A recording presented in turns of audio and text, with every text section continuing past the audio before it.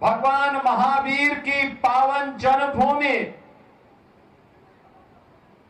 विद्यापति की जन्मभूमि और चंद्रगुप्त मौर्य की इस पावन भूमि बिहार की पावन धरा को, जिसने डॉक्टर राजेंद्र प्रसाद जी को, जयप्रकाश नारायण जी को, कर्पूरी ठाकुर जैसी विभूतियों को जन्म दिया हो, कोटि कोटि नमन करते हुए मैं आप सबका हृदय से अभिनंदन करता हूं, स्वागत करता हूं। बहनों और भाइयों, उत्तर प्रदेश और बिहार ये केवल राम और मां जानकी के मिलन की ही भूमि नहीं है, यह हम सब की एक साझी विरासत, साझी संस्कृति, आस्था और साझे भविष्य का प्रतीक भी है।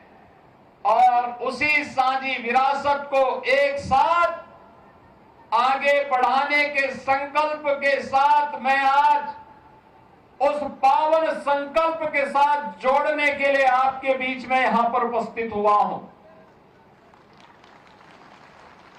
आज से 10 वर्ष पहले,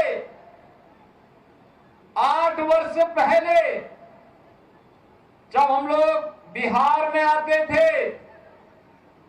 एक प्रश्न बिहार की ओर से छेड़ा जाता था और वे बोलते थे, क्या अयोध्या में राम मंदिर बनेगा? हम लोग कहते थे अवश्य बनेगा, अवश्य बनेगा। यहां का राम भक्त कहता था कब बनेगा? हमारे पत्रकार बंधु भी प्रश्न करते थे कैसे बनेगा? और कांग्रेस और आरजेडी के लोग बोलते थे कभी नहीं बनेगा।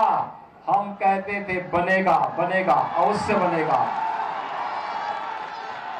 यहां का राम भक्त कहता था कि रामलला हम आएंगे, मंदिर वहीं बनाएंगे। भविष्य की एक शुभ संकेत को लेकर के उत्साह और उमंग के साथ दौड़ता था, खड़ा होता था। और आज तो अयोध्या में भगवान राम का भव्य मंदिर बन गया है और राम दरबार भी विराजमान हो गया है। अयोध्या में भगवान राम, मां जानकी, भरत जी, लक्ष्मण जी, शत्रुघ्न जी, हनुमान जी, इन सब का दरबार भी राम जन्मभूमि में विराजमान हो गया है। और अब तो बिहार की धरती पर भी मां जानकी का 900 करोड़ रुपए की लागत से भव्य मंदिर का निर्माण का कार्य प्रारंभ हो चुका है। यह है विरासत। और बिहार के पास तो एक समृद्ध विरासत है। इस समृद्ध विरासत मां जानकी का भी है।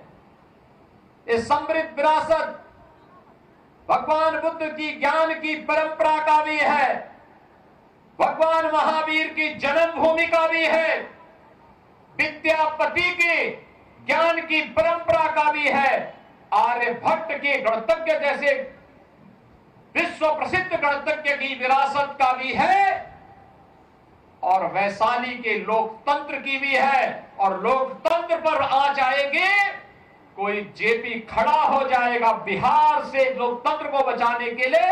वह समृद्ध विरासत भी बिहार के पास है। याद करिए, इसी बिहार की धरती ने डॉक्टर राजेंद्र प्रसाद जी को जन्म दिया था। देश के प्रथम राष्ट्रपति बने और राष्ट्रपति बनने के बाद स्वतंत्र भारत में सोमनाथ के मंदिर का पुनरुद्धार का कार्य होना है। पंडित जवाहरलाल नेहरू ने कहा नहीं जाना है, राष्ट्रपति ने कहा नहीं मैं जाऊंगा, क्योंकि भारत के सांस्कृतिक, भारत के नए आभा को वैश्विक जगत में प्रस्तुत करना है। इसलिए सोमनाथ के मंदिर के पुनरुद्धार के कार्य का कांग्रेस भले ही विरोध करेगी, लेकिन भारत के राष्ट्रपति के नाते भारत की आस्था का सम्मान करना मेरा दायित्व है। और डॉक्टर राजेंद्र प्रसाद जी वहां गए थे, सोमनाथ की धरती पर गए थे। आप याद करिए, मोदी जी पहले प्रधानमंत्री हैं जो अयोध्या गए, श्री राम जन्मभूमि पर भगवान श्री राम के भव्य मंदिर के निर्माण की आधारशिला भी रखी। और गत वर्ष भगवान राम लला को विराजमान करने का काम भी प्रधानमंत्री मोदी जी ने अपने कर कमलों से संपन्न किया है। भारत की आस्था का सम्मान होगा, भारत की विरासत का संरक्षण होगा, तो वह विरासत ही विकास की नींव को पुख्ता करेगा। बहनों और भाइयों, क्या हो रहा था कांग्रेस के शासनकाल में? ये विरासत को अपमानित करते थे, कहते थे राम हुए ही नहीं, कृष्ण हुए ही नहीं, भारत की विरासत को कोसते थे, भारत को अपमानित करते थे, भारत और भारतीयों को गाली देते थे, घुसपैठियों को घुसपैठ करा करके अराजकता पैदा करवाते थे। और आरजेडी को तो कहना ही क्या, इन्होंने बिहार का विकास नहीं किया, अपने परिवार का विकास किया। इन्होंने परिवार का विकास किया। मोदी जी कहते हैं कि 140 करोड़ का भारत मेरा परिवार है, और लालू जी कहते हैं कि राबड़ी देवी का ही परिवार मेरा परिवार है। आरजेडी उससे बाहर नहीं सोच सकती। एनडीए पूरे भारत के लिए सोचता है, और डबल इंजन की सरकार बिहार के उस विकास को आगे बढ़ा रही है। नीतीश जी के नेतृत्व में पिछले 20 वर्षों में बिहार ने विकास की जिस नए प्रतिमान को आगे बढ़ाया है, ऊंचा किया है। आज गांव-गांव की कनेक्टिविटी को तेज किया है, उद्योग लगने प्रारंभ हुए हैं, इंजीनियरिंग कॉलेज बन रहे हैं, विश्वविद्यालय बन रहे हैं। आज बिहार के अंदर विकास एक नई आभा के साथ आगे बढ़ रहा है। बिहार के अंदर बाढ़ की समस्या का समाधान तेजी के साथ आगे बढ़ रहा है। आज जब बिहार में विरासत और विकास के इस अभियान को आगे बढ़ाने का कार्य एनडीए की डबल इंजन की सरकार आगे बढ़ा रही है, बिहार की पहचान आज मेट्रो के रूप में, रेलवे की बेहतरीन कनेक्टिविटी के रूप में, हाईवे के रूप में, एक्सप्रेसवे के रूप में, एयरपोर्ट के रूप में, वाटरवे के रूप में आज जब बिहार को पहचान मिल रही है, तो आपकी इस पहचान को फिर से धूमिल करने के लिए कांग्रेस और आरजेडी ने एक सगोपा छोड़ा है कि विकास नहीं, बुर्का चाहिए। उनको विकास नहीं चाहिए, उनको तो बुर्का चाहिए, जिससे फर्जी वोट डाल करके यहां के गरीबों और दलितों के हकों पर भी डकैती फिर से डाल सके। बहनों और भाइयों, ये बिहार के चुनाव में ये विकास की बात नहीं कर रहे हैं।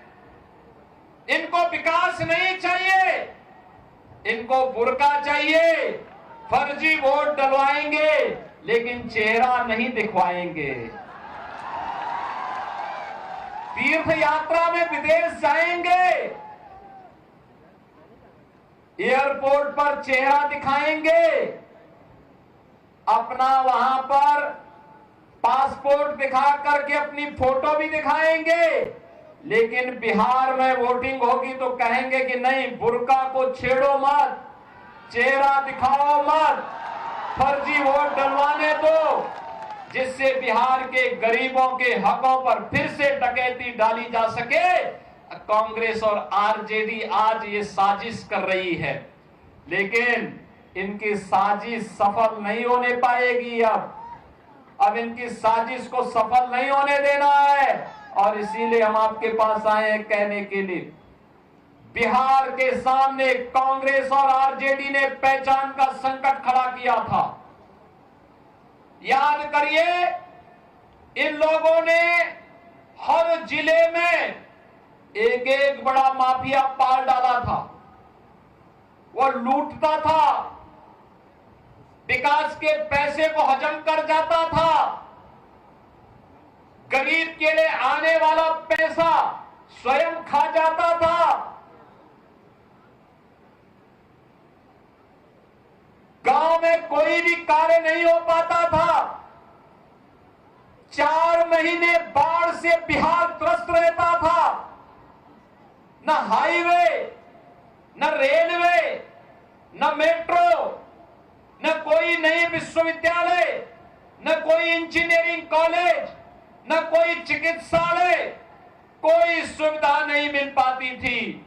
और विरासत को तो अपमानित करते ही थे। पर्व और त्योहार आता था, पहले से ही लोगों में अपशकुन नजर आने लगता था कि पता नहीं कहां दंगा हो जाए, कहां गुंडागिर्दी करके किस पर कहर पड़ जाए। बहनों और भाइयों, ये डबल इंजन की सरकार आने के बाद दंगे बंद हुए, गुंडागिर्दी बंद हुई, अराजकता बंद हुई, विकास तेजी के साथ आगे बढ़ा है। आज मेट्रो के रूप में विकास की योजनाओं का लाभ भी बिहार को मिल रहा है। तेजी के साथ गरीब कल्याणकारी योजनाओं का लाभ बिना भेदभाव के हर गरीब को, हर गांव को, हर किसान को, हर नौजवान को उपलब्ध करवाया जा रहा है। आज आप देख रहे होंगे, हर गरीब के पास मकान बन गया। 4 करोड़ गरीबों को देश के अंदर मकान बन गए। सर्वाधिक दिनों तक कांग्रेस ने शासन किया, लेकिन वो मकान गरीब का नहीं बना पाई। हर गरीब के घर में शौचालय बन गया, हर गरीब को उज्ज्वला योजना का फ्री कनेक्शन मिल गया, हर गरीब को 5 लाख रुपए की स्वास्थ्य बीमा का, आयुष्मान भारत की सुविधा का लाभ मिल गया। और हर गरीब के लिए फ्री में राशन की सुविधा का लाभ भी मोदी जी ने सब पूरे देश के अंदर 80 करोड़ भारतीयों को उपलब्ध करवा दिया। पहले कहां जाता था? पहले सभी पैसा यही कांग्रेस, आरजेडी और उनके जितने भी पार्टनर्स थे, उन सब में ये बढ़ जाता था। गरीब के पास नहीं आ पाता था, गरीब ताकता रह जाता था। और ये लोग यहां का पैसा दुनिया के बैंकों में जमा करके आने वाली कई पीढ़ियों के लिए खजाना वहां भर देते थे।